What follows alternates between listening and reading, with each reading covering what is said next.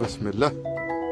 وكما تشاهدون الآن مشاهدينا، فهذه هي السيارة بشعار جاكوار، ولا يوجد أي سائق داخل هذه السيارة، هي تقوم بالقيادة الذاتية.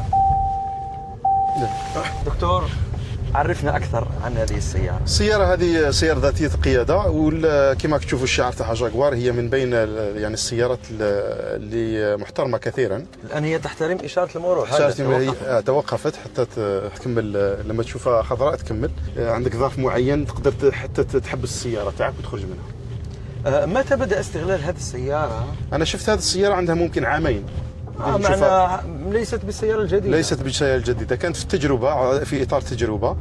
كنا نشوفها كثير، لكن حتى واحد ما قدر يستعملها، لأنه جوجل كانت في إطار تجربتها مع شركة وايمو هذه. وبعد ذلك الآن بعد ما عملوا الابليكيشن، بعد ما عملوا التطبيق في الهواتف الذكية سواء في اندرويد ولا ايفون يعني اي او اس، ثم بدأوا الاستخدامات كانت عبارة عن فقط انفيتيشن، يعني كانت في البداية مع فقط يعني موظفي تاع جوجل، وبعدها أصبحت عامة لكامل الناس، وبدأت الناس تستخدمها بشكل كبير جدا، خاصة في هذه الناحية موجود يعني شركة جوجل سانيفال، مونتاني فيو، هذه هي وين كانت كثير من السيارات. والآن أصبحت كما قلنا نقدروا نلقاوها حتى في طرق السيارة، في خاصة هنا في سيليكون فالي مع سان فرانسيسكو. تطبيق موجود عندك في الهاتف الذكي تاعك، والآن هي في إطار تطويرها أكثر وأكثر، يعني خاصة فيما يخص الذكاء تاع السيارة. والمشروع الأكبر أنه نستخدمها كخدمة. دكتور مراد، هذه السيارة هل يمكن أن يوقفها الشرطي، وهل يمكن أن ترتكب مخالفات؟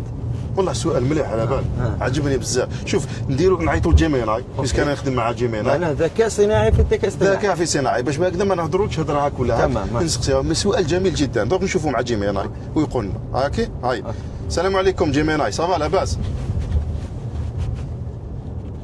وعليكم السلام، لاباس الحمد لله، تو فا تري بيان مون كوتي، ميرسي.